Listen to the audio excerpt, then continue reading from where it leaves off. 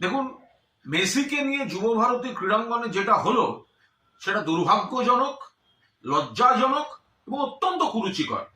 কিছু লোকের হ্যাংলামির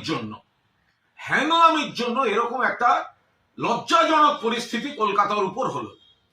কেন মেসি যখন মাঠে ঘুরছেন, এত মানুষ, তারা কত শখ করে খেলার, তো মূল কথা ছিল না মেসিকে দেখতে যাচ্ছে, মেসি আসছেন, স্বপ্নের নায়ক, মেসিকে দেখতে যাচ্ছেন।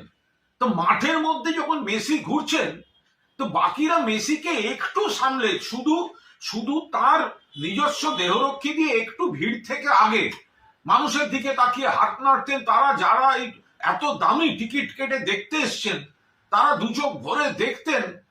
তো সেটা করা গেল না। এত কিসের হ্যাংলামি? কয়েকজনের যে আধিক্ষেতা দেখছি, এটা কিসের? এটা মেসি দেখা না নিজেকে জাহির করা? এটা কি হ্যাংলামি হলো? ফলে দূরে যারা বসলেন, যারা গ্যালারিতে টাকা দিয়ে গেছেন, ওই ভিড়ের মধ্যে দেখতে পাচ্ছেন না। কোনো পরিকল্পনার মা বাবা নেই। এই আয়োজক এটা হচ্ছেটা কি? শুধু টাকা, শুধু ব্যবসা। আর যে ক্রীড়া প্রেমীরা এখানে গেলেন, পুরো যুব ভারতী ভরিয়ে, অনেক বড় ডার্বিতেও এত লোক হয় না।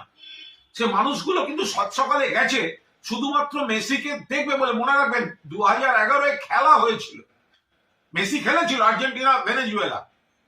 আমি আর আমার এক সহকর্মী, তখন চ্যানেলের প্রসেনজিৎ বক্সি, আমরা কর্নার ফ্ল্যাগের পাশে বসে খেলা দেখছিলাম অ্যাস্ট্রোটার্ফের উপর। আমাদের মানে 12 ফুটের মধ্যে মেসি দাঁড়িয়ে কর্নার নিলেন। গোটা যুব ভারতের একটা সিস্টেমে চলেছিল।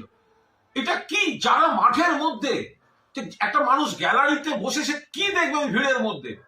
কোনো পরিকল্পনা থাকবে না। মাননীয় মুখ্যমন্ত্রী পৌঁছবার আগেই মেসিকে বেরিয়ে যেতে হচ্ছে।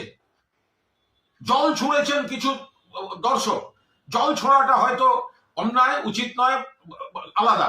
বাট তাদের ক্ষোভটা কি করে অস্বীকার করবো?